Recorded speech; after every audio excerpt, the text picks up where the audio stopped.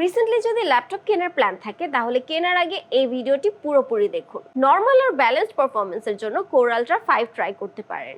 আর যদি হাই লেভেলের multitasking, editing বা পাওয়ারফুল পারফরমেন্স চান তাহলে কোর আলট্রা 7 বা সিমিলার স্পেসিফিকেশনগুলো ট্রাই করতে পারেন। ইউ বা পি টাইপ হচ্ছে অফিস বা ডেইলি কাজের জন্য, আর এইচ বা এইচ হচ্ছে ভিডিও এডিটিং, গেমিং বা হাই পারফরমেন্সের জন্য একদম বেস্ট চয়েস।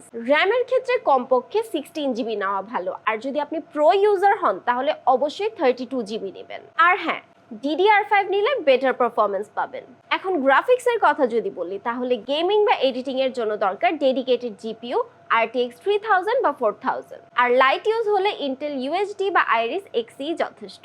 অ্যান্ড স্টোরেজে অবশ্যই NVMe SSD is far better then other options. মোটামুটি এই কয়েকটি জিনিস ফলো করে কিনলেই কিন্তু আপনার ল্যাপটপ কিনে আর পস্তাতে হবে না। আর এই টাইপের ল্যাপটপ টিপস বা আপডেট পেতে ফলো করে রাখুন সুভাষ টেককে। Subhash tech, authentically yours.